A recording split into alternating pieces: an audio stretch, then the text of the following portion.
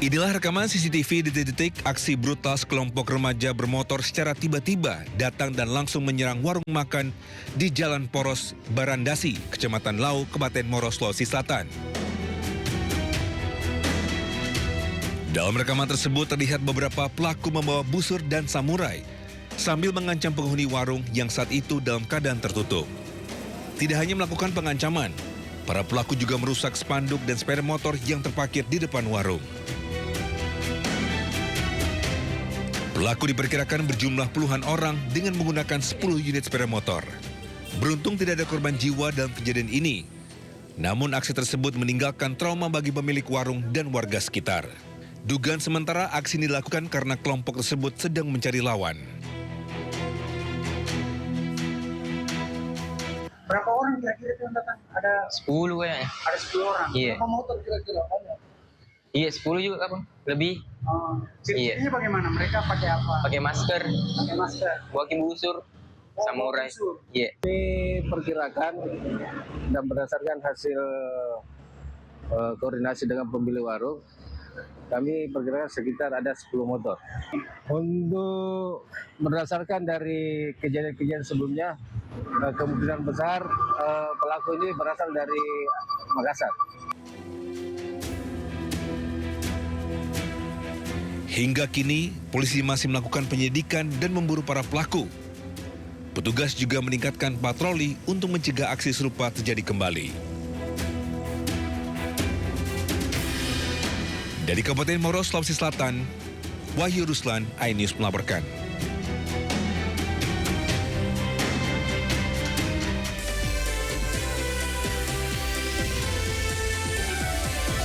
Halo, selamat siang pemirsa. Sindo Siang kembali hadir menemani aktivitas Anda. Dan bersama saya Fajar Wayong, berikut berita pilihan siang hari ini.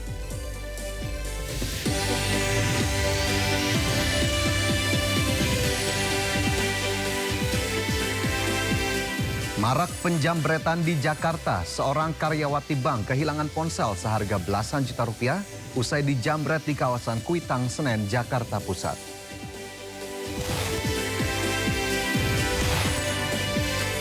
Amerika Serikat ngotot tetap memblokade Selat Hormuz hingga Iran bersedia memenuhi seluruh poin perjanjian damai.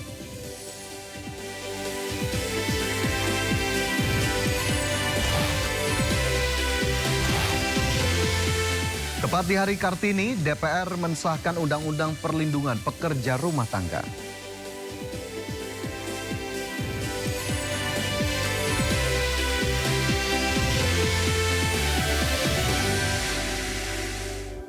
Pemirsa, ratusan penumpang KRL panik saat petugas keamanan terlibat kejar-kejaran dengan sejumlah pemuda di stasiun Tanah Abang, Jakarta Pusat.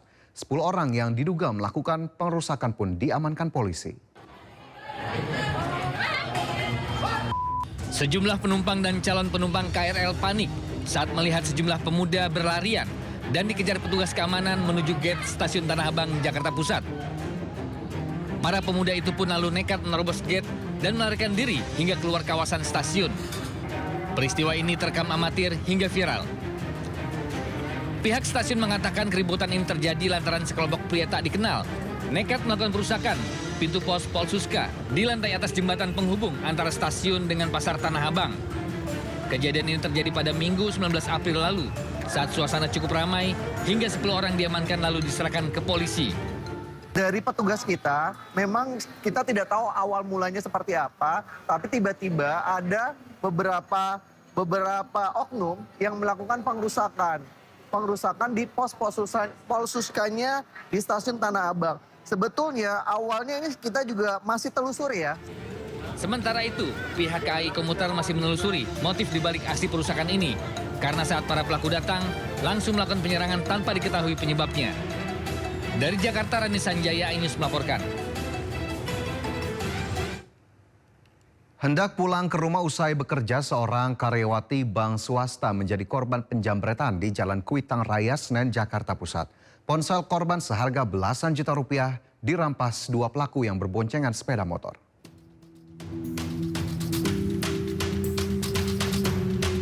Wanita muda yang bekerja di sebuah bank swasta ini terpaksa mendatangi Polsek Senen Jakarta Pusat. Ia lapor polisi setelah telepon genggam seharga belasan juta rupiah miliknya raib dirampas jambret. Usai membuat laporan, polisi langsung membawa korban ke lokasi kejadian di Jalan Kuitang Raya. Polisi mencari petunjuk, baik saksi yang melihat ataupun rekaman CCTV. Aksi penjamretan terjadi saat korban hendak pulang ke rumah di kawasan Grogol. Saat berjalan kaki menuju halte Transjakarta, korban dipepet pengendara motor yang kemudian menjambret ponsel di tangannya. Nah, pada saat itu langsung dirampas gitu HP-nya. Nah, pas dirampas itu aku sedikit nge-freeze sih. Nge-freeze itu shock kan. Iya, tapi langsung teriak. Aku nge-freeze bentar aja, langsung teriak kayak, HP aku diambil. Tapi nggak ada yang nolongin. Karena memang di situ kan ada pohon, jadi agak gelap sih. Ada lampu, tapi karena ada pohon, jadi kayak kelihatan gelap di jalan. Iya, Pak. Tak hanya harus kehilangan barang berharga, korban juga kehilangan data penting di dalam ponsel. Ia pun berharap polisi bisa segera meringkus kedua pelaku agar ponsel miliknya bisa kembali. Dari Jakarta, Rani Sanjaya, Anyus melaporkan. Diduga akibat korsleting listrik, 3 rumah di kota Bogor, Jawa Barat ludes terbakar. Pemilik rumah jatuh pingsan mengetahui rumahnya hangus tak tersisa.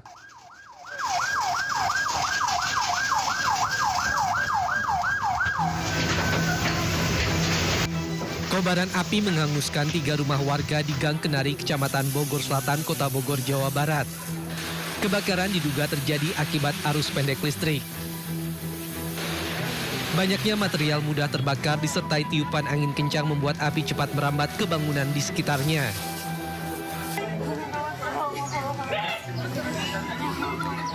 Pemilik rumah jatuh pingsan mengetahui rumahnya hangus terbakar hingga harus mendapatkan penanganan medis. Kayaknya kronologinya dia ngecas handphone, terus si orang rumahnya ditinggal ke sekolah. Ngejemput? Ya, ngejemput sekolah. Nggak taunya pas dilihat ada apa asap. Kayaknya itu larewo, kayak nyangka kita larewo tuh bahasa larewo yang kebakaran. Ternyata rumah dia, rumah Pak Irianto yang tadi ngejemput anak sekolah itu. 6 unit mobil damkar dikerahkan dan api berhasil dipadamkan 1 jam kemudian. Tidak ada korban jiwa dalam peristiwa ini. Dari Bogor, Jawa Barat, Andi Firmansyah, iNews melaporkan. Pemirsa, bencana alam tanah bergerak melanda permukiman penduduk di Babakan Madang, Kabupaten Bogor, Jawa Barat. Akibat peristiwa tanah bergerak, 7 rumah rusak parah dan sejumlah keluarga dievakuasi.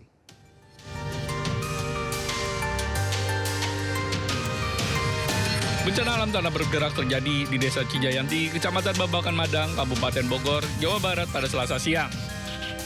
Akibat pergerakan tanah, 7 rumah warga rusak parah dengan retakan lebar pada bagian dinding dan lantai. Peristiwa pergerakan tanah membuat warga khawatir akan adanya longsor susulan. Sejumlah warga terdampak kini telah dievakuasi ke tempat yang lebih aman. Dugaan sementara, pergerakan tanah ini dipicu oleh hujan deras yang terjadi sejak Senin sore. Kondisi tersebut diperparah dengan kurangnya resapan air di wilayah hulu, sehingga aliran air menjadi deras dan memicu pergeseran tanah. Awalnya kalau rumahan di sini itu tadinya rata kan, memang jaraknya dari tanah ke kali itu sebenarnya luas, tapi pengikisan terus-terusan gitu. Sebenarnya rumah yang kena dampak itu sekitar 7 rumah, tapi 9 kakak. 9 kakak. Ya. Nah, untuk saat ini yang terdampak ini gimana sekarang keluarganya, di mengungsi atau seperti apa? Nah, kita disuruh mengungsi. Kita sekarang itu lagi dicari kontrakan, jadi kita kontrak dulu sementara untuk mengungsi. Masih barusan juga ambruk ya, barusan tadi sekitar jam 11-an juga mulai ambruk. Tanah terus bergeser, Pak. Bergesernya itu setiap jamnya hampir 5 sentian bergeser dan turunnya hampir 10 sentian. Hingga kini petugas terus berjaga memantau pergerakan tanah. Warga pun berharap adanya tindakan cepat dari pemerintah daerah untuk memperkuat struktur tanah di lokasi kejadian. Dari Kabupaten Bogor, Jawa Barat, Cahyat Sopriyatna, iNews melaporkan. Pemirsa, Ketua Lembaga Swadaya Masyarakat di Lampung Timur ditangkap karena memeras pengusaha kosmetik. Dari tangan pelaku disita uang hasil pemerasan. Ketua LSM tidak berkutik saat dikepung polisi di sebuah rumah di Lampung Timur. Sebelumnya pelaku dilaporkan pengusaha kosmetik ke polisi karena melakukan pemerasan uang. Pelaku menuding korban menjual produk ilegal lalu memeras korban uang 15 juta rupiah. Awalnya pelaku meminta uang 30 juta rupiah atas laporan konsumen yang mengalami iritasi usai memakai produk kosmetik dagangan istrinya. Namun korban hanya sanggup memberikan uang 15 juta rupiah.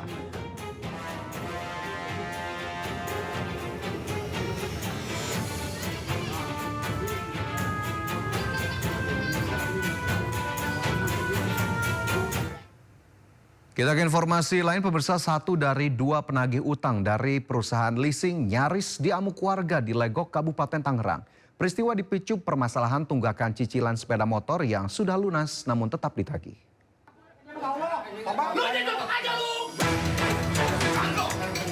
Keributan tak terelakkan saat 2 orang penagih utang mendatangi rumah pemilik motor di Desa Cirarap, Kecamatan Legok, Kabupaten Tangerang.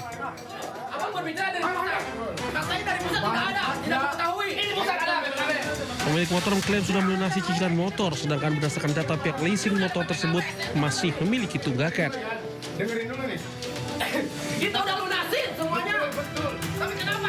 Beberapa warga nyaris menghajar salah satu penagih utang hingga akhirnya dilerai warga lainnya. Pemilik motor menunjukkan bukti BPKB sepeda motor dan surat pelunasan. Namun penagih utang tetap bersikukuh bahwa masih ada tunggakan yang belum terbayarkan. Makanya kita kena ketika udah lunas masih ada aja ini yang meminta pembayaran ini. Sedangkan kita sudah melunasi, Bang. Udah melunasi. BPKB yang STNK-nya. Para penagih utang akhirnya meninggalkan lokasi setelah sejumlah warga mengusirnya untuk menghindari keributan yang lebih meluas. Dari Kabupaten Tangerang, Aiman Rani, iNews melaporkan. Diduga mabuk, 2 warga negara asing asal Afrika terkapar di kawasan Gambir, Jakarta Pusat. Salah satunya tewas tercebur di aliran Kali Krukut.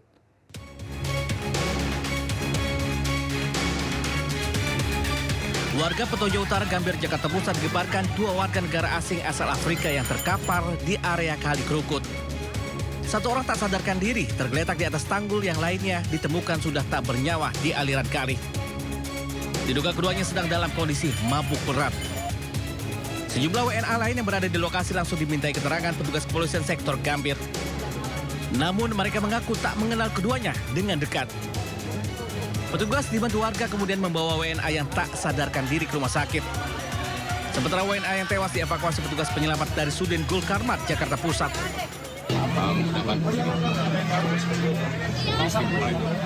Sistem pule dan tanduk. Kalau laporan yang masuk ke Damkar sendiri gimana? Ya, pertama dari pihak kelurahan melaporkan ke saya Satgas Petojo Utara, Satgas Damkar Petojo Utara, dan tadi ada masyarakat juga yang datang ke Sudin. Ini korban WNA atau warga lokal? Warga negara asing. Sejumlah WNA yang diduga rekan keduanya kemudian diamankan petugas di Polsek Gambir untuk dimintai keterangan. Dari Jakarta, Rani Sanjaya, iNews melaporkan. Pemirsa, rombongan turis asal India melakukan aksi pencurian di hotel di kawasan Ubud, Bali. Dari koper turis ditemukan barang milik hotel sebagai barang bukti. Ini barang-barang yang dicuri. Petugas hotel menggeledah koper milik rombongan turis asal India saat proses check out di hotel di kawasan Ubud, Bali. Petugas menemukan barang milik hotel disimpan dalam koper turis, antara lain gelas, handuk, hair dryer, kimono, kaset, hingga box remote televisi. Para turis mengambil peralatan makan, sendok, dan garpu. Aksi pencurian dilakukan 4 turis yang memesan 2 kamar di hotel. Kasus diselesaikan secara kekeluargaan, tak berlanjut ke proses hukum.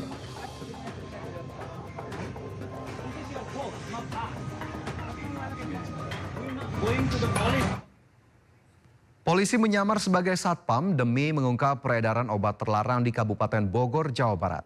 3 orang terduga pelaku beserta ribuan barang bukti obat ilegal diringkus petugas.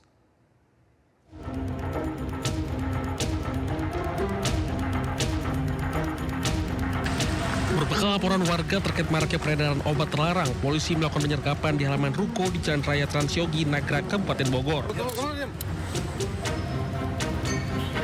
Dalam operasi ini Kapolsek Cilengsi menyamar sebagai petugas keamanan dengan memegang uang seolah sedang menjaga parkir. Tak lama berselang seorang pengedar datang untuk melakukan transaksi. Tanpa menunggu lama, tim langsung menyergap dan menangkap terduga pelaku asal Lok Sumawe, Aceh Utara. Obat ilegal berbagai jenis disita. Petugas langsung melakukan pengembangan ke wilayah Cempaka, Bekasi yang diduga menjadi pusat peredaran obat terlarang. Seorang pria berinisial M, 24 tahun, diamankan saat hendak membeli 4 box obat ilegal untuk dijual kembali. Bahkan saat proses penggerebekan berlangsung, sejumlah pria tanpa curiga datang bergantian untuk membeli obat tramadol.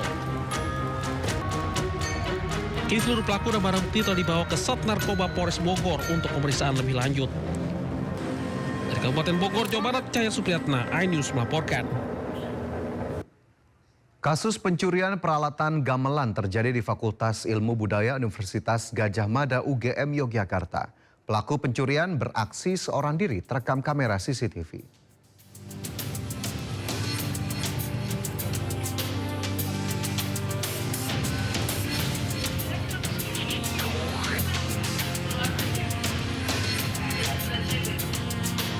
Tujuh bilah slendro milik Fakultas Ilmu Budaya UGM raib diambil pencuri. Aksi pencurian terjadi pada siang hari atau saat jam perkuliahan berlangsung. Dari kamera CCTV, pelaku tak dikenal mondar-mandir di depan laboratorium gamelan.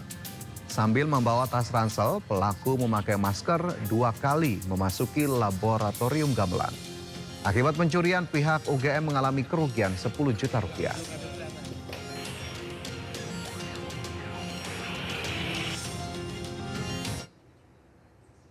Pemirsa, dipicu perselisihan anak yang berujung konflik antar orang tua, seorang warga Pulau Kodi Ngareng, Kota Makassar, Sulawesi Selatan tewas. Tak lama kemudian pelaku menyerahkan diri ke pihak kepolisian.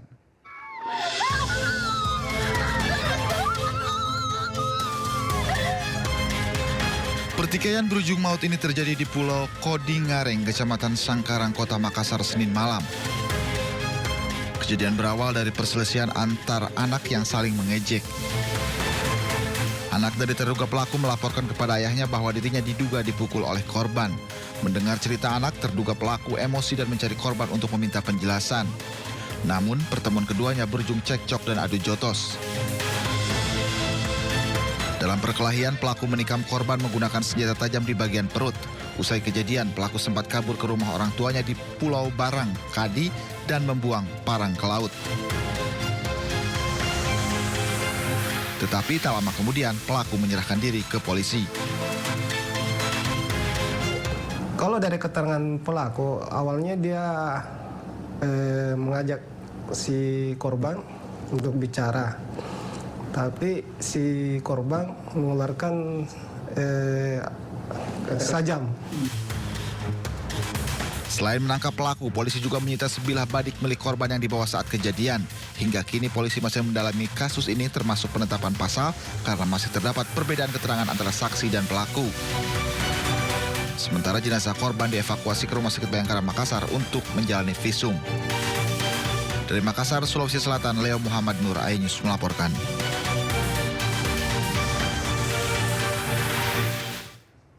Sembilan siswa SMA Negeri 1 Purwakarta, Jawa Barat yang mengejek guru dan videonya viral di media sosial diberi sanksi sosial di sekolah selama 3 bulan dan terancam masuk barak militer. Sementara sang guru memaafkan para siswa dan tidak akan melaporkannya ke polisi.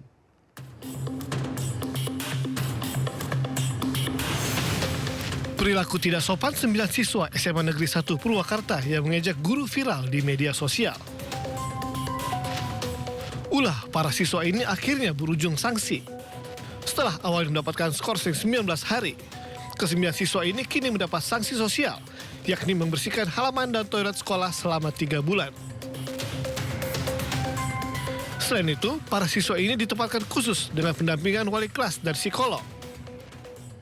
Mereka akan ditangani selama 3 bulan, melakukan aksi sosial di lingkungan sekolah dan lingkungan masyarakat. Mereka akan tetap mendapatkan pelajaran, mereka akan didampingi oleh psikolog, mereka setiap hari ada guru wali yang mendampingi, kemudian orang tuanya juga setiap minggu harus bersama sekolah mengevaluasi di sekolah ini bareng-bareng terhadap perkembangan anak-anak mereka. Dengan adanya arahan dari Dinas Pendidikan itu, pihak sekolah mengimbau agar siswa lain tidak mencaci ke-9 rekan mereka yang telah diberi sanksi. Hari ini dulu sudah mulai dilakukan setelah apel tadi, pembinaan dengan wali kelas dan guru wali. Mudah-mudahan itu saya tekankan pada saat itu, tolong bisa bisa menenangkan anak-anak, tidak panik bahwa ini adalah sebuah kebanggaan kita, dan kita akan dilihat, akan kita pantau, dan akan kita jaga supaya anak-anak yang terkena kejadian ini bisa kita kawal. Sementara itu, guru pendidikan kewarganegaraan yang menjadi sasaran ejekan 9 siswa memilih memaafkan. Ia mendoakan agar anak didiknya itu bisa menjadi lebih baik. Ia juga tidak membawa masalah ini ke ranah hukum. Tidak akan pernah, karena punya niat bahwa saya ingin merubah anak didik menjadi orang yang berakhlak tinggi, yang selamat dunia akhirat. Itu yang ada di mindset saya. Dan ingin merubah sikap anak berperilaku baik. Karena yang salah tidak selamanya salah anak itu, yang nakal tidak selamanya nakal, dan teledor pun tidak selamanya. Sebelumnya viral di media sosial, video sejumlah siswa SMA Negeri 1 Purwakarta mengejek dan berperilaku tidak sopan pada seorang guru perempuan yang sedang mengajar. Usai mendapat kecaman banyak pihak, 33 siswa dari kelas 11 itu meminta maaf melalui video.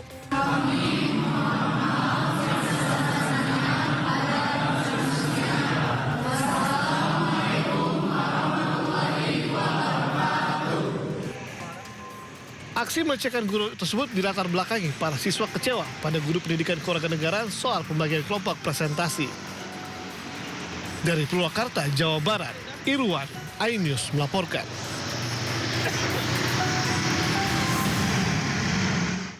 Pemirsa, 2 terduga pelaku pembunuhan Ketua Golkar Maluku Tenggara Agrapinus Rumatora atau Nuske menjalani gelar perkara. Mereka ditangkap di Maluku Tenggara sebelum kemudian diterbangkan ke kota Ambon.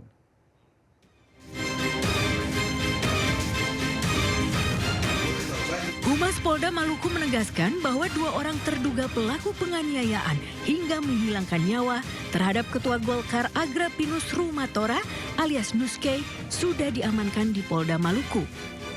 Sore kemarin mereka menjalani gelar perkara atas kejadian penikaman terhadap Nuske. Dilatari motif dendam, salah satu terduga pelaku disebut sebagai ponakan langsung John K. Adapun motif dari kejadian tersebut adalah balas dendam oleh kedua pelaku. Adapun ancaman hukuman terhadap kedua terduga pelaku adalah hukuman mati seumur hidup atau maksimal 20 tahun penjara.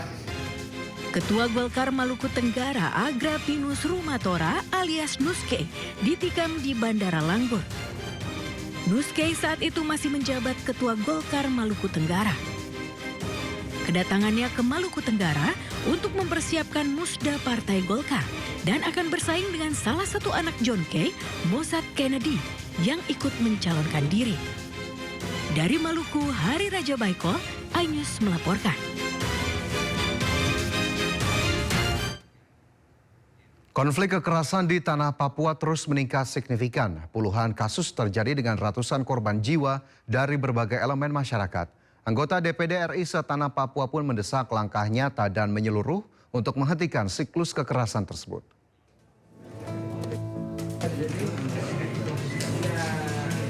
Konflik kekerasan yang terjadi di tanah Papua meningkat secara signifikan. Sejumlah kekerasan yang terjadi pun telah memakan banyak korban jiwa. Provinsi Papua Pegunungan dan Papua Tengah yang mengalami dampak paling parah. Anggota DPD RI setanah Papua pun menolak peristiwa ini dianggap sebagai hal biasa. Mereka mendesak langkah nyata dan menyeluruh untuk menghentikan siklus kekerasan ini. Sebelum 14 April penembakan 2 TNI di Kristalin, itu saya di sana. Saya sama Lis waktu ini kami dari sana. Itu sudah masuk ke provinsi. Itu kan di pinggir provinsi aja, Nabire. Memang itu yang tadi saya sampaikan bahwa masalah ini kan mungkin dari kalian belum lahir sampai sekarang. Dari sejak 61 kan, 61, 63, 69, 65. Jadi ada rangkaian-rangkaian kegiatan yang akumulasinya dari waktu ke waktu tergantung dinamika dan geopolitik. Sebelumnya terdapat 2 peristiwa kekerasan berbeda yang terjadi pada 14 April 2026. Yang pertama, peristiwa baku tembak di Kampung Kembru, Kabupaten Puncak, Papua Tengah yang menewaskan 15 warga sipil.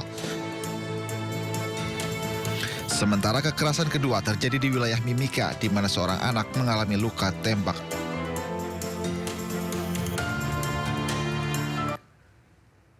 Menteri Hak Asasi Manusia Natalius Pigai menyebut jumlah korban tewas terkait insiden baku tembak di distrik Kemru, Kabupaten Puncak, Papua Tengah kini mencapai 15 orang dan 7 lainnya luka-luka termasuk anak-anak. Pigai pun menegaskan peristiwa tersebut harus segera diungkap secara terang benderang. Kami dapatkan 15 orang meninggal dunia akibat serangan di Kemru. 15 orang meninggal dunia serangan di Kemru tersebut.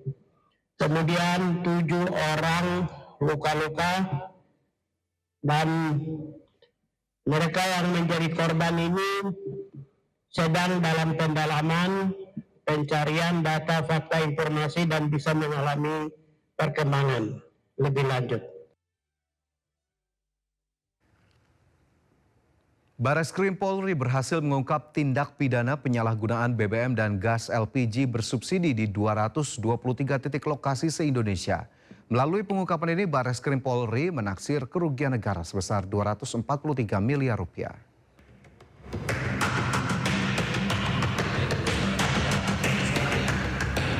Wakil Bareskrim Polri Irjen Pol Nunung Syaifuddin mengungkap dalam kasus ini tercatat sejak 7 hingga 20 April lalu ada 223 laporan polisi dengan total tersangka diamankan sebanyak 330 orang. Adapun pada periode 2025 hingga saat ini, Bareskrim Polri menindak 65 stasiun pengisian bahan bakar umum yang melanggar aturan penyaluran BBM dan LPG subsidi. Dari tersangka, polisi mengamankan barang bukti 403.000 liter solar, 58.656 liter BBM jenis Pertalite, 13.346 tabung gas LPG, serta 161 kendaraan roda 4 dan roda 2. Akibatnya negara rugi sebesar 243 miliar 669 juta rupiah selama 13 hari periode pengungkapan berlangsung. Tindak pidana penyalahgunaan BBM dan LPG ini telah mengakibatkan kerugian keuangan negara lebih kurang 243 miliar 669 juta 600.800 selama 13 hari. Ya. Selanjutnya dari periode tahun 2025 sampai dengan 2026 kemarin terdapat 65 SPBU yang terlibat tindak pidana penyalahgunaan BBM dan LPG subsidi dengan rincian 46 dinyatakan P21 dan 19 dalam proses. Modus operandi yang dilakukan bervariasi mulai dari penggunaan tangki yang tidak sesuai standar hingga keterlibatan oknum petugas SPBU nakal. Bareskrim Polri akan melimpahkan kasus ini ke Korps Pemberantasan Tindak Pidana Korupsi jika menemukan keterlibatan aparatur sipil negara. Dari Jakarta, Dias Riawan, Yudi Richard, Surya, iNews melaporkan.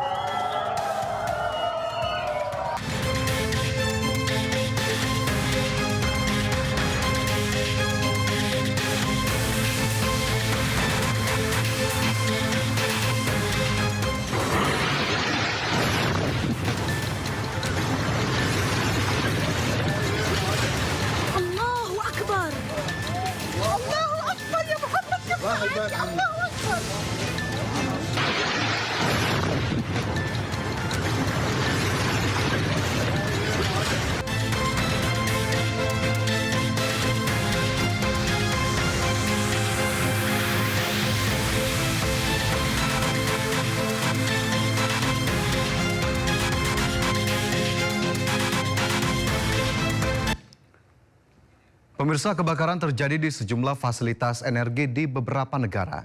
Rentetan peristiwa kebakaran ini pun memicu spekulasi dan kekhawatiran.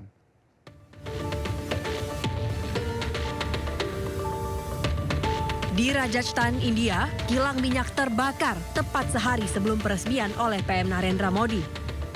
belum ada laporan korban jiwa dan penyebab kebakaran pun masih dalam penyelidikan. Sementara di Bucharest, Rumania, pembangkit listrik tenaga termal meledak. Asap tebal terlihat membumbung dari lokasi. Hingga kini, belum ada informasi resmi terkait jumlah korban dan penyebab ledakan. Ledakan yang memicu kebakaran besar juga terjadi di pelabuhan Ho Ba Linh, Myanmar. Api membesar dan menyebar dengan cepat. 10 tangki bahan bakar hangus dan sejumlah orang luka-luka. 2 kilang minyak dan sejumlah fasilitas energi di Rusia pun turut menjadi target. Serangan oleh Ukraina ini terjadi beberapa jam setelah Washington memberikan izin sementara. Diduga, Ukraina keberatan atas dispensasi penjualan minyak Rusia oleh Amerika Serikat. Dispensasi yang diberikan Amerika pada Rusia untuk menjual minyaknya sebagai buntut melonjaknya harga minyak dunia. Selain itu, Amerika kesulitan minyak pasca konflik dengan Iran dan penutupan Selat Hormuz.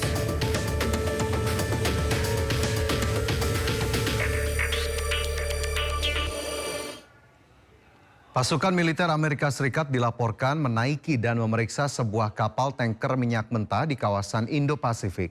Kapal tanker ini disebut melanggar sanksi Washington karena diduga terlibat dalam aktivitas perdagangan dengan Iran. Pentagon mengkonfirmasi bahwa pasukan Amerika Serikat melakukan pencegahan dan penggeledahan maritim terhadap MT Tiffany yang diduga melakukan aktivitas ilegal dengan Iran pada Senin malam. Rekaman yang dirilis oleh Departemen Perang Amerika Serikat menunjukkan pasukan dikerahkan dari helikopter sebelum menaiki kapal. Meskipun tidak menyebutkan lokasi detail, Pentagon menyatakan operasi tersebut berlangsung di dalam wilayah tanggung jawab Komando Indo-Pasifik Amerika Serikat. Tindakan ini dilakukan sebagai bagian upaya berkelanjutan Amerika Serikat untuk menindak jaringan pengiriman minyak dan logistik yang dianggap membantu Iran. Insiden ini adalah kali pertama pasukan Amerika Serikat menaiki kapal yang terkait Iran di luar Timur Tengah. Hal ini juga menandai eskalasi baru dalam operasi penegakan sanksi maritim global yang diberlakukan Amerika.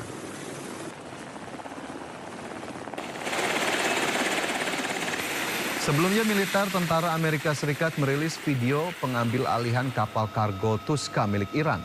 Pasukan militer Amerika Serikat mendarat di kapal ini dengan menggunakan helikopter. Pasukan Angkatan Laut Amerika Serikat ini berasal dari kapal induk USS Tripoli. Mereka mengambil alih kapal kargo Tuska yang sebelumnya sempat ditembak oleh kapal penghancur USS Pruance. Amerika beralasan kapal milik Iran ini mencoba menembus blokade Amerika Serikat di Selat Hormuz.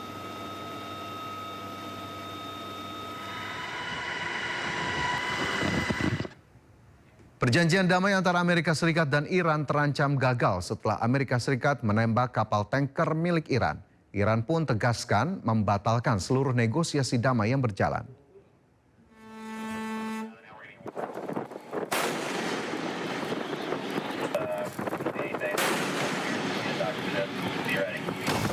Kapal Amerika Serikat USS Pruance menembaki ruang mesin kapal kargo berbendera Iran di dekat Selat Hormuz.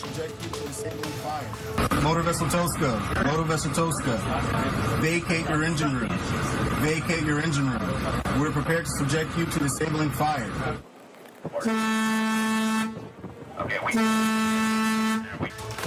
Tidak lama setelah peringatan, kapal perang Amerika Serikat ini langsung menembaki kapal kargo Iran.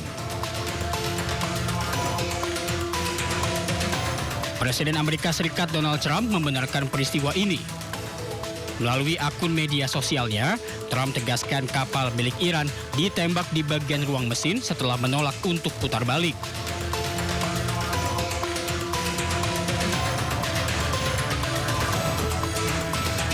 Amerika Serikat berdalih sudah beberapa kali memberi peringatan sebelum menembak. Saat ini kapal berada di bawah kendali pasukan Amerika Serikat.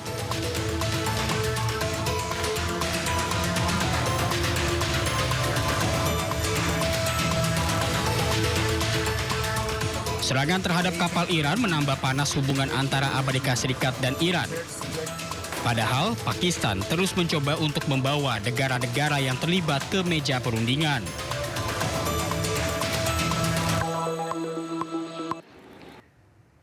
Pemirsa, ketegangan Amerika Serikat Iran tak hanya meletus lewat rudal dan serangan fisik, tapi juga meledak hebat di ruang digital. Media sosial menjadi medan tempur kedua di mana narasi dan opini publik saling beradu. Lantas seperti apa peta kekuatan data digital yang terungkap? Kita langsung bahas dengan analis media sosial dari Drone Emprit, Nova Mujahid. Selamat siang Mas Nova, terima kasih sudah bergabung bersama kami di Sindo Siang. Selamat siang Mas Jar. Ya Mas Nova, seberapa masif sebetulnya ledakan percakapan netizen soal konflik Amerika-Iran ini jika dibandingkan isu internasional lainnya? Sebenarnya tinggi sekali ya, terutama pada isu Iran ini Indonesia banyak sekali disinggung terkait karena kita tergabung dalam BOP. Jika kalau dibandingkan dengan isu lain itu sangat jauh. Dalam 1 bulan terakhir saja, isu ini disebut lebih dari 153.000 kali. Isu yang membicarakan tentang Iran dan peran Indonesia di dalamnya. Itu lebih dari 150.000 kali dengan engagement lebih dari 600 juta. Itu artinya perbincangan ini dilakukan dan perbincangan lebih merata ya di hampir di semua kanal media sosial. Facebook lebih dari 3.000, Twitter lebih dari 50.000, YouTube lebih 2.000 dan seterusnya. Dan ini berarti perbincangan ini tidak hanya menjadi perhatian publik di Indonesia secara umum pada klaster atau pada menarik untuk satu kelompok tertentu, tetapi juga menarik banyak kelompok dan hampir semua orang membicarakan perang Iran ini. Yang paling penting adalah dari perang Iran ini yang paling dibicarakan adalah dampaknya bagi Indonesia. Saya kira itu yang membuat publik tertarik untuk terus mengikuti eskalasi di Iran sana. Oke, kalau dilihat dari diskusi yang terjadi atau percakapan yang terjadi di media sosial begitu ya, dari pemetaan Drone Emprit sendiri, apakah kemudian netizen Indonesia, Mas Nova, masih solid di satu kubu atau sudah terbelah dalam melihat eskalasi konflik ini? Sebenarnya dari awal netizen di Indonesia melihat konflik terbagi dalam beberapa kubu. Setidaknya ada kubu yang mengecam betul agresi militer Israel dan Rusia. Sekaligus juga mempertanyakan peran Indonesia dalam agresi tersebut. Mengingat Indonesia punya peran yang katakanlah cukup vital gitu, cukup penting di BOP. Itu yang pertama. Lalu juga di awal-awal juga kan kita ada niatan untuk mencoba menjadi juru damai dan itu didukung betul oleh publik di Indonesia. Jadi banyak yang mendukung sekali. Akan tetapi dalam perjalanan mungkin terjadi pro dan kontra dan kita lihat banyak sekali ininya ya, tantangannya.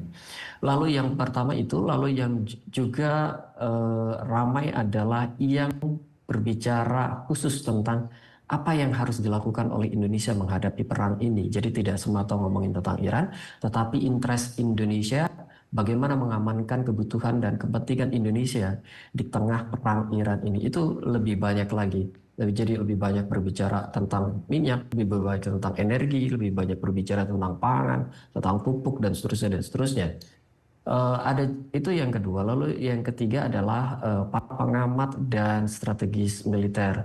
Mereka melihat hal ini sebagai upaya untuk tidak bagaimana Indonesia ke depan kayak gitu.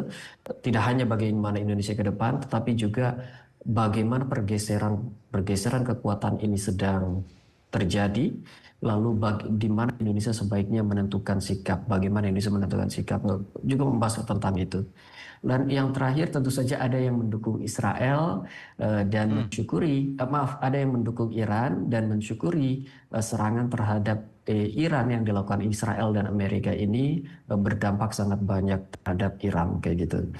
Jadi dari awal memang media sosial cukup ramai, cukup terbelah suaranya terkait perang Iran-Israel ini, Mas.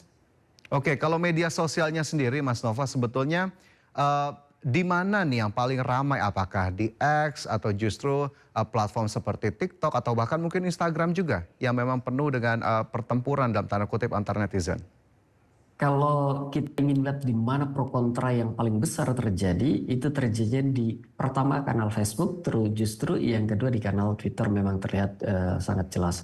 Di kanal Facebook itu pro kontra tentang, katakanlah kalau kita pisahkan yang berbicara tentang kepentingan Indonesia, tetapi lebih kepada apakah serangan pada Iran itu justified atau tidak, kayak gitu, itu terjadi sekali di di Facebook itu terjadi, kelihatan betul. Banyak yang mengatakan ini tidak sesuai, ini melanggar hukum. Ada juga yang mengatakan ini justru untuk menyelamatkan masyarakat Iran. Nah, pertempuran narasi itu sangat sengit dan kentara betul di Facebook. Di Twitter juga sama terjadi, tetapi suara yang mendukung serangan terhadap Amerika saya lihat justru lebih tidak semasif di Facebook. Di kanal media sosial lainnya cenderung lebih banyak yang mendukung Iran dan mengingatkan Indonesia ke depan tentang bagaimana apa yang harus dilakukan terkait serangan terkait konflik di Iran ini. Jadi kalau ingin melihat di mana yang paling banyak, itu pertama di Facebook. Oh ya, satu lagi sebenarnya yang juga ada perbincangan tentang dukungan pada Iran atau pada Amerika dan Israel ini juga terjadi di YouTube. Tetapi postingan-postingan di YouTube itu tidak terlalu banyak yang menyatakan dukungan langsung, tidak seperti di Facebook kayak gitu ya. Pertempurannya itu kalau di YouTube lebih banyak di kolom komentar. Jadi ada yang mendukung Iran, ada yang mendukung Amerika, tetapi memang tidak sekuat yang terjadi di Facebook. Itu yang paling banyak. Kalau di thread dan di TikTok justru kebanyakan publik kita banyak berbicara Indonesia bagaimana menghadapi ini, apa yang harus dilakukan, dan tentu saja kecaman pada Israel dan Amerika lebih tinggi, tapi lebih banyak berbicara bagaimana mengamankan Indonesia ke depan. Kayak gitu semuanya. Oke, bagaimana mengamankan Indonesia ke depan, dampaknya dari eskalasi konflik ini. Setelah harga BBM akhirnya kemarin naik, masih ramai kembali nggak Mas Nova percakapan di media sosial? Ramai ya. Justru semakin ramai. Yang menarik kemudian kalau kita lihat emosi percakapan di media sosial ketika BBM itu naik, banyak yang bersyukur sebenarnya karena BBM subsidi kan tidak terdampak ya. Tetapi jadi joy itu sangat tinggi. Tetapi kalau kita lihat secara umum dalam percakapan itu anger dan trust juga masih cukup tinggi. Angernya di mana? Angernya itu terutama karena melihat Indonesia sepertinya kok tidak memiliki sikap yang cukup tegas terhadap agresi. Bahasa mereka adalah agresi, serangan gitu ya, agresi militer kepada Israel yang unlawful, seperti itu.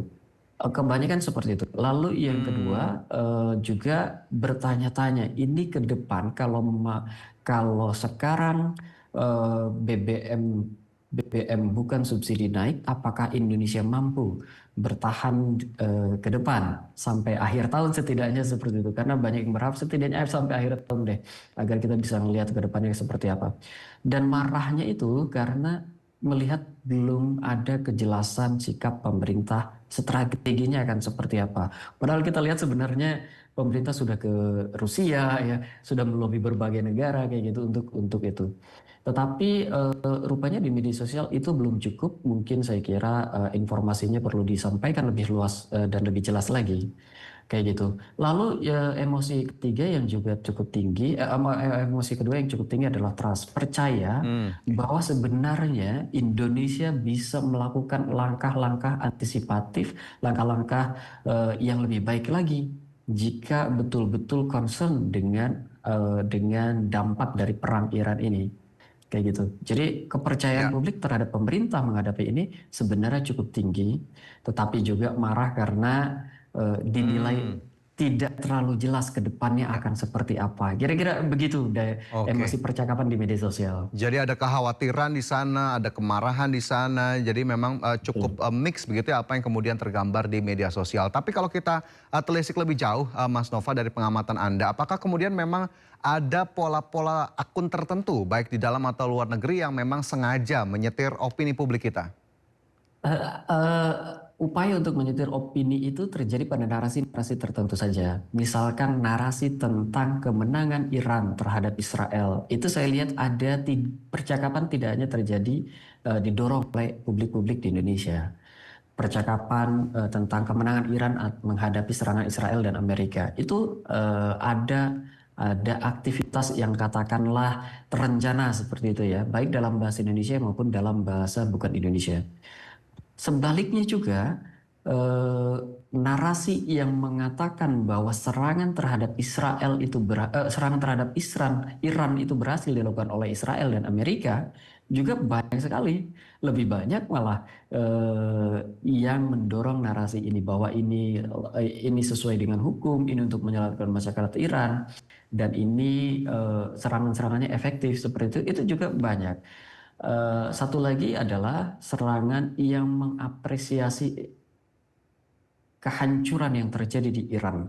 Itu juga sebenarnya cukup banyak. Meskipun kalau kita total perbandingkan dengan jumlah mention yang ada, total penggunaan narasi-narasi seperti itu dilakukan tidak lebih dari 8% akun yang terlibat dalam percakapan. Jadi volumenya tidak terlalu signifikan. Lebih banyak orang Indonesia yang berbicara tentang ini untuk interest Indonesia kayak gitu, lebih Indonesia ke depan mau kayak gimana, apa yang harus dilakukan. Adapun keterlibatan bot, keterlibatan buzzer untuk mengamplifikasi masing-masing narasi tadi, pada narasi kemenangan Iran, narasi kemenangan Israel Amerika, narasi juga mengapresiasi keberhasilan kehancuran Iran. Maaf, ini ditarik ke konteks ini ya, Syiah GG itu juga ada, tetapi sangat sedikit, Mas. Oke, mungkin ini terakhir menutup diskusi kita, Mas Nova. Apakah kemudian Anda menemukan hoax yang paling viral begitu yang terdeteksi oleh drone emprit namun sebetulnya salah konteks ataupun hasil manipulasi? Dan juga mungkin tips juga bisa diberikan Mas Nova, bagaimana kemudian agar netizen kita bisa menjaga diri agar tidak terjebak propaganda digital di tengah panasnya situasi saat ini? Ya, hoax yang paling banyak beredar itu adalah tentang kemenangan tadi, keberhasilan operasi militer tadi, serangan-serangan gitu. Padahal serangan dari Iran ke Israel itu mungkin konteksnya bukan untuk pada perang kali ini, tetapi sebelumnya. Atau kehancuran serangan dari Amerika yang ditujukan ke Iran itu salah tempat atau salah posisi atau sebagainya.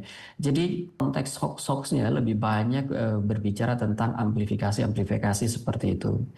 Untuk Indonesia sendiri saya kira hoax yang paling untuk konteks yang menyasar masyarakat Indonesia dan kepentingan Indonesia saya kira paling banyak adalah tentang kenaikan harga BBM ya.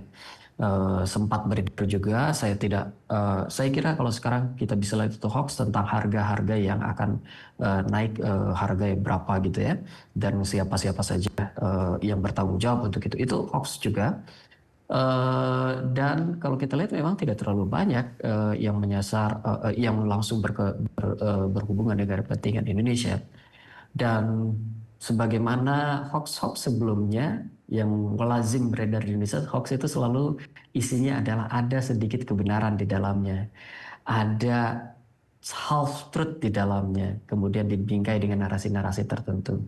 Dan saya kira untuk melihat publik agar lebih bijak dalam melihat apakah suatu informasi ini hoax atau tidak, saya kira kita harus melihat juga mempelajari bagaimana hoax bekerja. Jadi melihat bagaimana siapa yang paling diuntungkan ketika informasi itu dilepaskan ke media sosial. Lalu juga tentu saja ngecek biasanya Mas, maaf sekali ini, ya ketika kita ingin melihat apakah satu informasi hoax atau tidak, biasanya kita cek tidak berhenti di media sosial, tapi kita cek ke media massa. Kayak gitu, itu yang paling ujung pasti kita cek ke media massa. Selain itu tahapannya biasanya kita cek dulu informasi, kita halt dulu mendapat informasi, kita berhenti dulu, kita cek informasinya ke jejaring kita sendiri, ke peer group kita. Lalu setelah itu biasanya kita juga cek ke AI atau ke kanal informasi lainnya, ke Google, ke lain-lainnya, lalu baru ke media massa. jika berhubungan dengan narasi. Tetapi kalau berhubungan dengan video, gambar dan sebagainya, itu nanti ada mekanisme tersendiri, ada metodenya tersendiri untuk mengetes apakah gambar ini beredar di mana. Google juga bisa lakukan seperti itu. Ini gambar atau video ini konteksnya apa. Dari situ kita bisa lihat apakah ada narasi hoax di dalamnya atau tidak. Baik, itu tentu menjadi tips yang bisa digunakan begitu ya, ataupun menjadi panduan bagi masyarakat untuk tetap waspada di tengah propaganda mungkin yang memang dilancarkan terutama oleh akun-akun ataupun oknum-oknum tertentu di tengah situasi yang panas saat ini. Mas Nova, terima kasih banyak atas analisanya dan juga terima kasih sudah bergabung bersama kami di Sindo siang hari ini. Sehat selalu untuk Anda. Terima kasih, Mas. Kita ke informasi selanjutnya, pemirsa. Televisi pemerintah Iran menayangkan rekaman menunjukkan kapal kargo dan kapal tanker minyak terhenti di Selat Hormuz. Ya, kapal kargo raksasa dan kapal tanker minyak berhenti total, sementara perahu kecil bergerak di selat tersebut. Hal ini terjadi setelah Garda Revolusi mengumumkan kembali menutup Selat Hormuz. Militer Iran telah menghentikan 2 kapal tanker minyak berbendera Angola dan Botswana di Selat Hormuz dan memaksa kedua kapal putar balik. Pemimpin tertinggi Mojtaba Khamenei mengeluarkan pesan Teheran harus memanfaatkan mekanisme penutupan selat.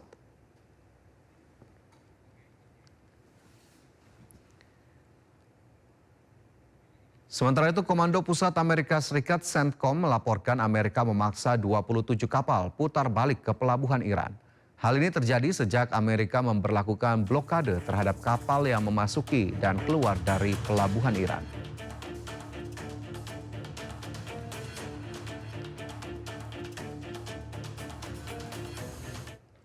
Ya pemirsa, sebelumnya baru sehari Selat Hormuz dibuka, namun Iran kembali menutup Hormuz dari lalu lintas kapal tanker dunia. Lalu lintas kapal sempat melonjak di akhir pekan, namun kembali melambat usai serangan terhadap kapal komersial.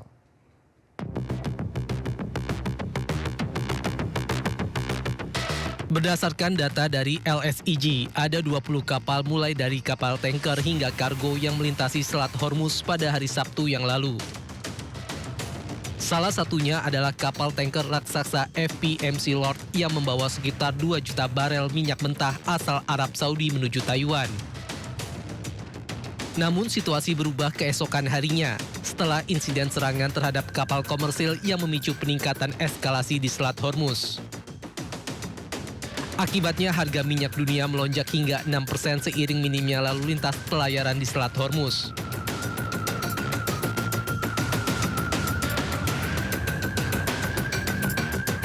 Sebelumnya, Iran sempat menyatakan Selat Hormuz terbuka untuk pelayaran komersil menyusul gencatan senjata di Lebanon dan mediasi Amerika Serikat.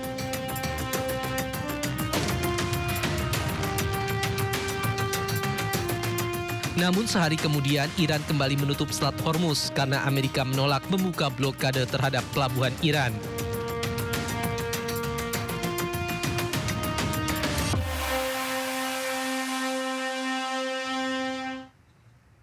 Amerika Serikat bersikukuh tidak akan mencabut blokade terhadap Selat Hormuz hingga adanya kesepakatan dengan Iran. Namun Iran menjawab dengan menilai tuntutan Amerika berlebihan dan blokade laut di Selat Hormuz melanggar gencatan senjata.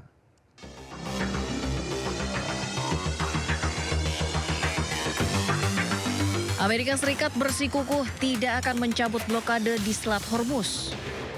Presiden Amerika Serikat Donald Trump dalam Truth Social mengatakan blokade kapal-kapal Amerika di Selat Hormuz tidak akan dicabut hingga ada kesepakatan. AS menawarkan sejumlah kesepakatan pada perundingan kedua, namun disertai ancaman keras. Jika Iran menolak, Amerika Serikat mengancam menghancurkan fasilitas penting seperti pembangkit listrik dan jembatan di Iran. Pemerintah Iran pun menjawab. Iran menilai tuntutan Amerika Serikat berlebihan dan blokade laut di Selat Hormuz melanggar gencatan senjata dan memberikan syarat perdamaian yang dinilai hanya menguntungkan satu pihak. Presiden Iran menegaskan yang dilakukan Iran saat ini hanya membela diri dari serangan Amerika Serikat dan Israel. دنبال گسترش جنگ نیستیم اصلا ما دنبال جنگ نیستیم ما آغازگر جنگ نبودیم ما به جایی حمله نکردیم الان هم قصد این که به کسی حمله کنیم نداریم حقوقمون رو میخوام اینا با قلدری میخوان حقوق یک ملتی رو یک جامعه رو ندن. میگه ما تصمیم گرفتیم شما باید از این حق استفاده نکنید. چرا؟ به چه جرمی؟ تو چی کاره ای؟ ما صلح طلبیم. ما از خودمون داریم دفاع میکنیم. اگه انسانی از خودش دفاع نکنه مرده است. مثل یک انسانی که اگر یه ضربه‌ای بهش وارد میشه عکس العملی نشون میده. اگر انسانی بهش ضربه بزنند و عکس العمل نشان نده یعنی مرده است. به ما حمله کردن، ما دفاع کردیم. Saling tembak dan saling serang di Selat Hormuz kini bukan lagi sebatas ancaman di media sosial. Usai kapal Iran ditembak Amerika Serikat, kini Iran dikabarkan mulai balas serangan ke kapal-kapal Amerika. Negosiasi damai lanjutan antara Amerika Serikat dan Iran rencananya digelar di Islamabad, Pakistan. Meski demikian, baru delegasi Amerika yang terkonfirmasi menghadiri agenda negosiasi tersebut.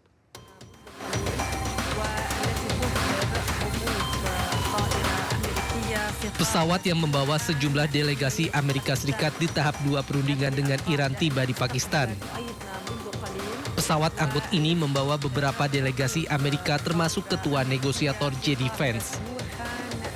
Di sisi lain, hingga hari perundingan, Iran menolak melanjutkan dialog karena tuntutan Amerika Serikat dinilai berlebihan dan berubah-ubah.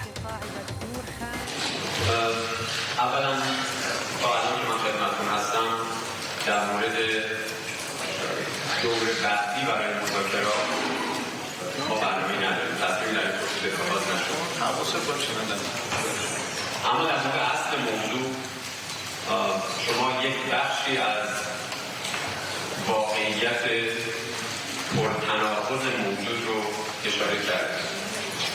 اینکه آمریکا همزمان با ادعای دیپلماسی و آمادگی برای مذاکره رفتارهایی رو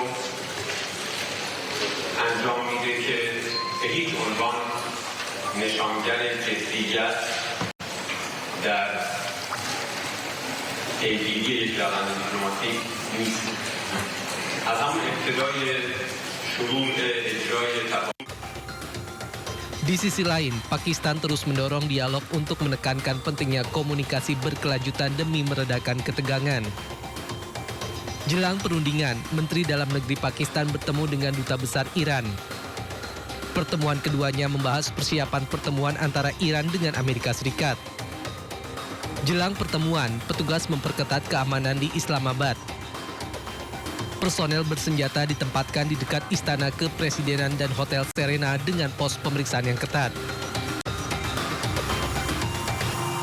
Pemirsa, jemaah calon haji kloter pertama dari embarkasi Jakarta Pondok Gede tiba di Bandara Soekarno-Hatta. Keberangkatan kloter pertama ini menandai dimulainya rangkaian penyelenggaraan musim haji 2026.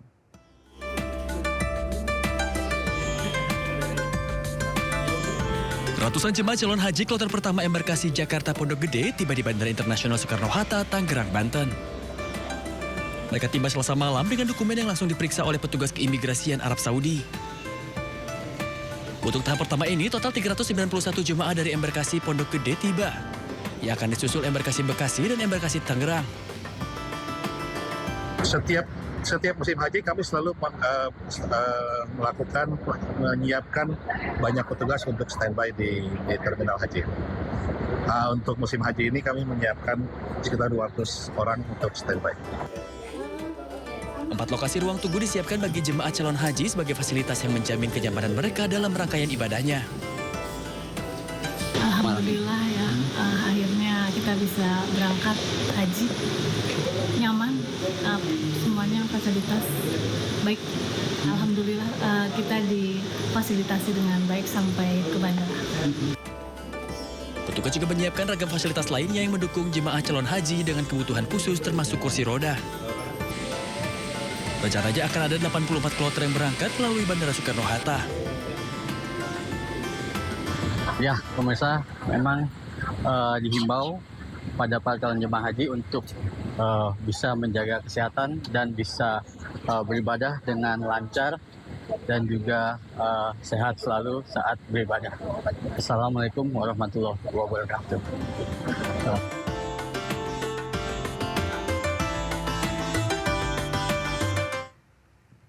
Pemirsa, suasana haru mewarnai pelepasan jemaah calon haji di Tangerang, Banten.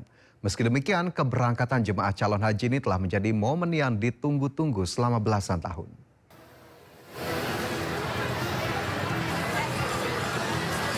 Isak tangis keluarga pecah saat para jemaah mulai berpamitan untuk menunaikan ibadah haji dari Masjid Raya Al-Azom Selasa malam. Peluk hangat sanak saudara dan kerabat menjadi pengantar langkah mereka menuju Tanah Suci Mekah. Meski demikian, keberangkatan ini menjadi momen yang ditunggu para jemaah calon haji usai mereka menunggu bertahun-tahun lamanya. Bahkan salah satu jemaah calon haji harus mengumpulkan uang yang berasal dari dana pensiun sekaligus hasil berjualan nasi uduk. Saya dulu kan kerja di Ganda Tunggal. Saya pensiun 2018 dari tanggal 2013 saya sudah nabung. Pada penyelenggaraan haji tahun ini, jemaah calon haji Banten tidak lagi bergabung dengan asrama haji Pondok Gede, melainkan telah menggunakan asrama haji sendiri, yaitu Grand El Hadji Cipondoh, Kota Tangerang. Pada tahun ini, berkat dukungan penuh dari Provinsi Banten, kemudian embarkasi Provinsi Banten yang ada di Kota Tangerang, di Kecamatan Cipondoh, pada tahun ini sudah dilaksanakan dan jemaah haji tidak lagi di Pondok Gede.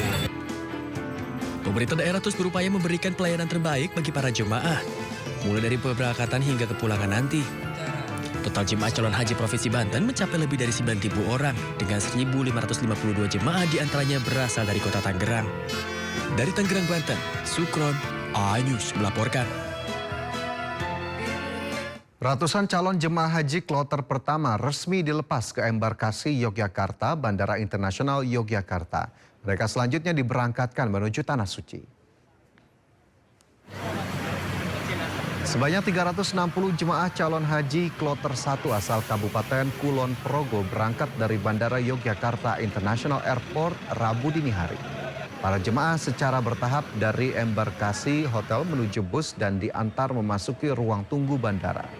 Prosesi pelepasan dilakukan oleh Direktur Jenderal Bina Penyelenggaraan Haji dan Umroh Kementerian Haji dan Umroh Puji Raharjo bersama Wakil Ketua Komisi 8 DPR RI Singgih Januratmoko. Para jemaah tampak datang secara bertahap sambil didampingi petugas dan keluarga yang mengantar hingga area bandara.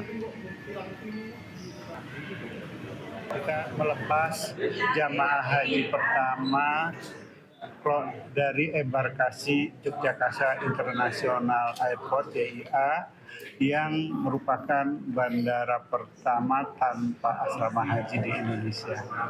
Ini tentu kemajuan dalam pelayanan haji dan harapannya ini memberikan peningkatan dalam pelayanan kepada jamaah haji kita sehingga jamaah haji dari Jogja dan sekitarnya itu terbang dari bandara yang lebih dekat. Dan ini juga ada konsekuensi penurunan biaya, ini lebih murah daripada yang ada di Solo. Sebanyak 414 jemaah haji embarkasi Jakarta kloter kedua resmi meninggalkan asrama haji Pondok Gede menuju Bandara Internasional Soekarno-Hatta. Para jemaah tersebut dijadwalkan bertolak ke Tanah Suci Arab Saudi pagi ini pada pukul 8.55 waktu Indonesia Barat dengan menggunakan maskapai Saudi Arabian Airlines.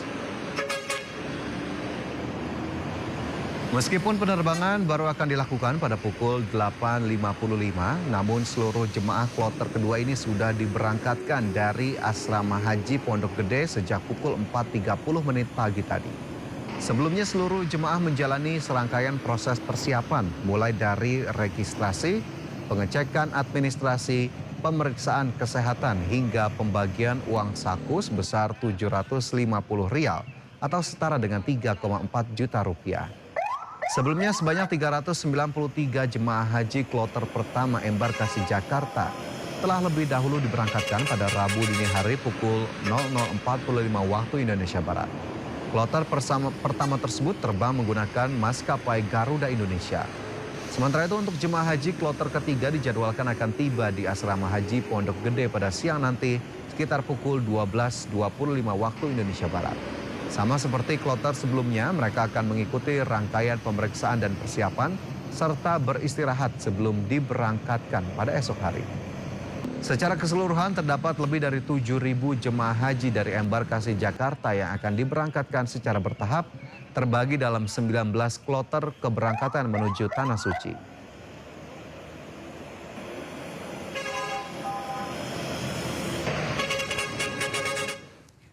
Sementara itu menyambut kedatangan jemaah pada musim haji 1447 Hijriah atau 2026 Masehi, pemerintah Arab Saudi sudah melakukan sterilisasi di sekitar kawasan Masjidil Haram Mekah. Sejumlah titik yang biasanya ramai dengan aktivitas jemaah umroh kini nampak lengang tanpa adanya aktivitas apapun. Sebelumnya kawasan ini dipadati jutaan jemaah umroh dari berbagai dunia. Sterilisasi ini dilakukan untuk menyambut jemaah haji yang tiba secara bertahap. Sterilisasi mulai dari area tawaf yang biasanya padat kini terlihat lengang. Langkah ini dilakukan agar jemaah haji bisa beribadah dengan lebih khusyuk dan aman. Jemaah dari berbagai negara dijadwalkan datang secara bertahap dalam beberapa pekan ke depan.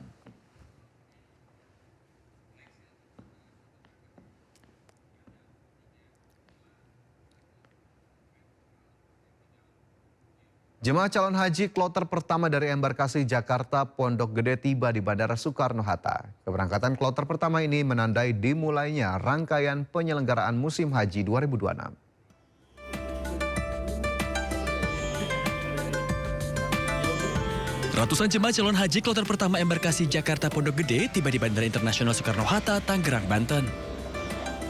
Mereka tiba Selasa malam dengan dokumen yang langsung diperiksa oleh petugas keimigrasian Arab Saudi. Untuk tahap pertama ini, total 391 jemaah dari embarkasi Pondok Gede tiba.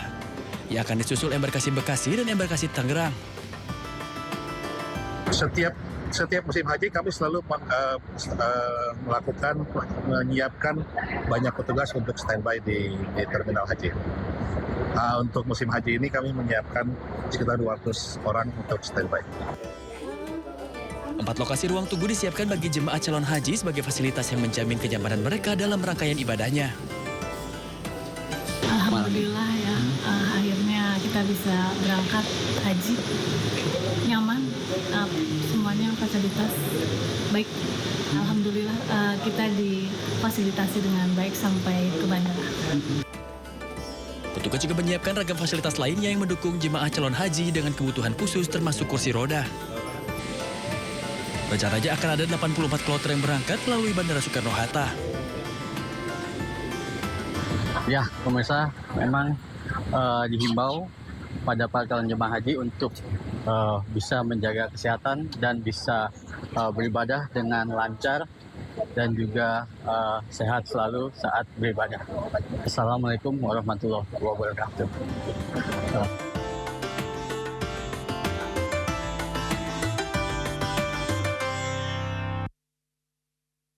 Ibadah haji tahun 2026 terjadi di tengah memanasnya situasi di Timur Tengah. Wakil Menteri Haji dan Umroh mengatakan Arab Saudi menjamin pelaksanaan ibadah haji tahun ini dapat berjalan dengan baik.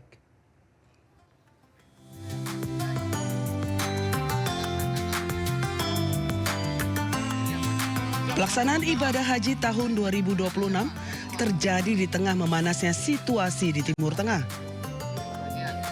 Wakil Menteri Haji dan Umroh Dhanil Anzar Simanjuntak meminta jemaah haji Indonesia tidak perlu khawatir terhadap situasi yang panas di kawasan Timur Tengah.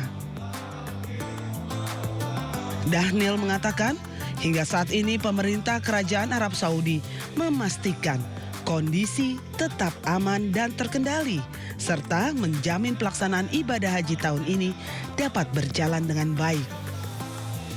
Sampai dengan hari ini pemerintah kerajaan Saudi Arabia memastikan semuanya baik-baik saja, semuanya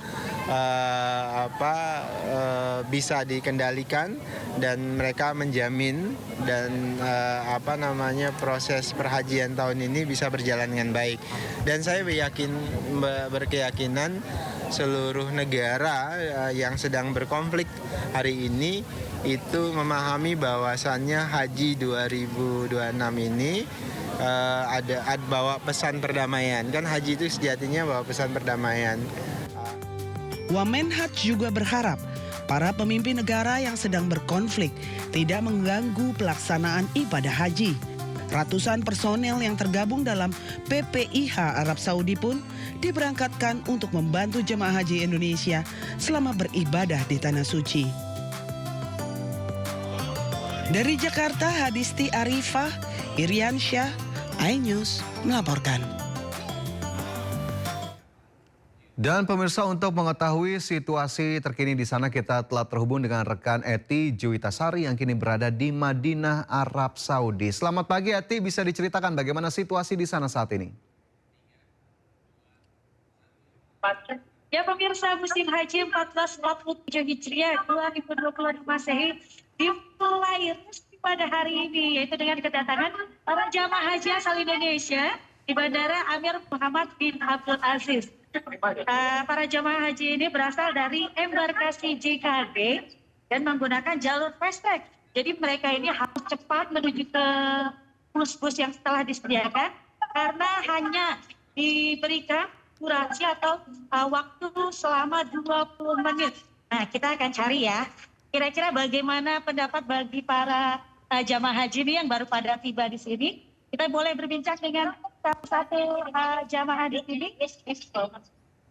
Halo Ibu dengan Ibu siapa ini? Ibu ya, ini dari Jakarta ya Bu? Rumahnya di mana Bu? Bapak, bus berapa Ramadan? Jantung. Ibu gimana Bu? Tadi perjalanannya Bu? Menyenangkan sekali, Masya Allah. Terus gimana Bu? Ibu penantian ini sudah dari berapa lama nih Haji? 13 tahun. Ibu bekerja sebagai apa? Nabung atau gimana nih dari dana hajinya? Oh guru, Masya Allah. Gimana Bu? Dari pelayanannya nih, kan kemarin ada manasik segala macam. Bagaimana menurut Bu? Gimana tim dari Kemenhub seperti apa Bu? Barang-barang yang dapat bagaimana Bu? Semuanya bagus ya Bu? Terima kasih Bu. Semoga hajinya mabrur ya Bu. Ya pemirsa, itulah tadi begini. Dia adalah guru yang sudah menanti selama 13 tahun. Akhirnya berangkat ke Tanah Suci juga. Mereka merasakan haru dan juga senang dengan pelayanan yang diberikan oleh tim Kemenhub ini.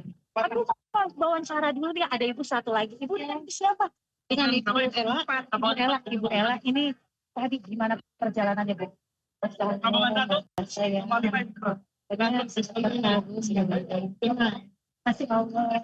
yang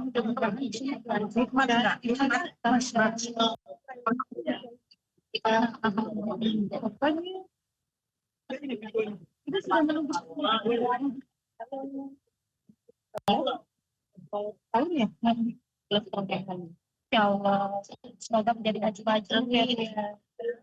Ya, Masya Allah, luar biasa sekali ini para rombongan yang sudah pada hadir di sini. Ini juga nih di sini ada tim-tim dari Dakar Madinah, Dakar Bandara maksud saya, yang sudah menanti para jamaah haji.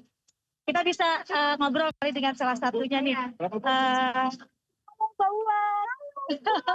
Pak Ulan gimana nih? Udah datang jamaah haji pertama? Senang banget, dan juga wajah-wajah para jamaah sangat ceria sekali. Kita juga menyambut dengan sangat senang sekali. Saya sedang di depan bis untuk rombongan 2. Semangat. Oke, walaupun kerja nanti sampai sore ya? Pasti, ya. Kita sampai malam 24 jam pokoknya. Siap. Terima kasih Mas, semangat kerja lagi. Ya begitu pemirsa, bagaimana excitednya para jamaah haji ini sudah tiba di Bandara Madinah, Madinah, Arab Saudi. Kembali ke Anda di studio. Ya, terima kasih Eti Juwitasari melaporkan langsung dari Madinah, Arab Saudi. Selamat bertugas kembali, hati-hati dan selalu jaga kesehatan. Dan pemirsa, saatnya kita simak pantauan arus lalu lintas yang hari ini, dan kami telah terhubung dengan Bribda Jessica dari NTMC Polri yang kini berada di kawasan Simpang Kuningan, Jakarta Selatan. Ya, selamat siang Bribda Jessica, bagaimana pantauan arus lalu lintas dari tempat Anda melapor saat ini? Baik, terima kasih Fajar. Kembali bersama saya Bribda Jessica Renden akan menginformasikan kondisi arus lalu lintas pada Simpang Kuningan, Jakarta Selatan siang hari ini. Dapat kita pantau untuk kondisi arus lalu lintas dari arah Pancoran dalam kondisi ramai mengalir lancar meskipun terkadang terjadi ketersendatan menjelang antrian traffic light. Namun selepasnya dapat kembali dengan normal. Sedangkan untuk kondisi arus lalu lintas dari arah Mampang saat ini terlihat cukup padat dengan arus lalu lintas mengalami perlambatan percepatan kurang lebih berimbas 100 hingga 200 meter di belakang garis stop. Meskipun berlangsung dengan padat, namun arus lalu lintas dapat berlangsung normal, cenderung tersendat. Kami menghimbau kepada para pengendara untuk dapat mentaati aturan lalu lintas dan mengikuti arah petugas kami di lapangan, khususnya untuk tidak menerobos antrian traffic light dikarenakan pada kawasan ini terdapat adanya 4 persimpangan dan pertemuan arus. Dan juga terdapat lajur busway di kawasan ini dan kami himbau kepada para pengendara yang akan berhenti di area traffic light untuk tidak menghalangi lajur busway agar tidak mengganggu arus lalu lintas atau kelancaran arus lalu lintas khususnya angkutan umum atau busway.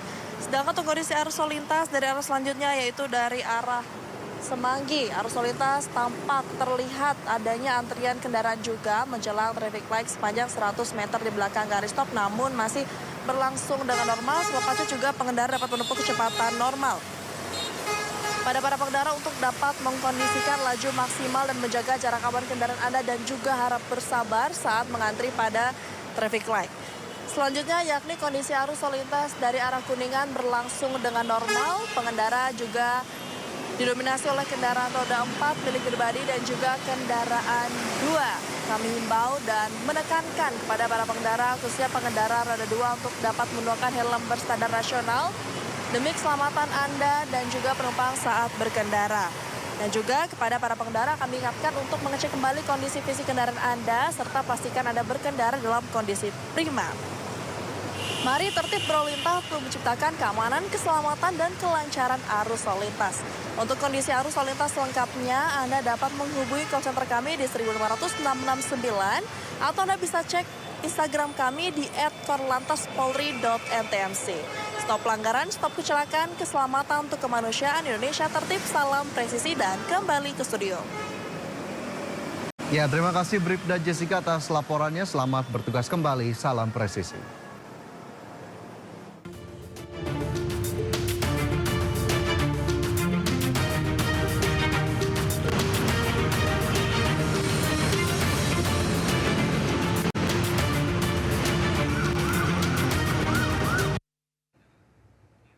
Kita beralih ke informasi lain, pemirsa. Dewan Perwakilan Rakyat Republik Indonesia resmi mengesahkan rancangan Undang-Undang Perlindungan Pekerja Rumah Tangga atau UU PPRT.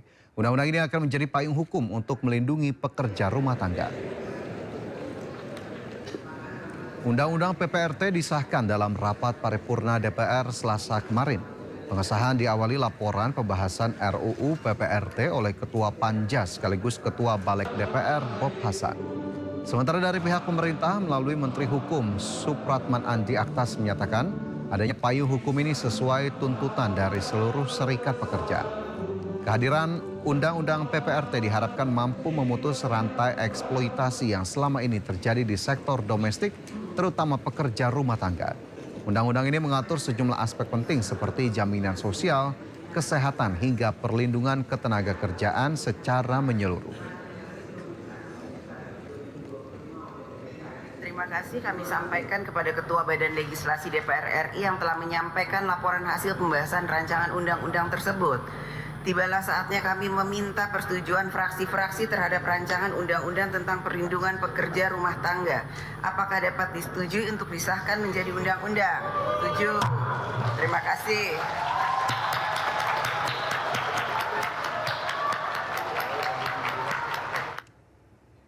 Kita beralih ke informasi lain, pemirsa. Aktris Hollywood Anne Hathaway mendadak jadi buah bibir netizen. Bukan karena film barunya, melainkan karena satu kata yang ia ucapkan dalam sebuah sesi wawancara. And enjoy a life. I want to have a long, healthy life. Inshallah, I hope. Like by default, I can't. Dunia maya mendadak gempar setelah aktris cantik Anne Hathaway tertangkap kamera mengucapkan insya Allah saat berbincang dengan majalah People. Konteksnya sederhana, saat ditanya soal rahasia awet muda dan harapan masa depan, Anne menjawab hanya ingin hidup sehat dan bahagia. Di sela jawabannya, Anne menyelipkan kata insya Allah. Meski belum ada konfirmasi resmi, namun Anne Hathaway dikenal cukup dekat dengan Islam. Anne diketahui aktif mendukung perjuangan rakyat Palestina.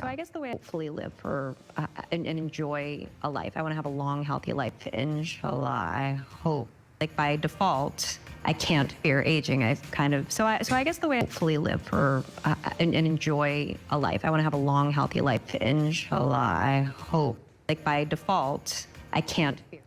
Dan pemirsa, usai sudah Sindo Siang hari ini, jangan lupa Anda bisa mendapatkan informasi terkini dan terbaru di kanal YouTube Sindo News dan atau melalui portal yang menghadirkan berita daerah, berita nasional dan berita internasional di sindonews.com. Akhir kata, saya Fajar Wayong beserta kerabat kerja undur diri. Terima kasih, selamat siang dan sampai jumpa.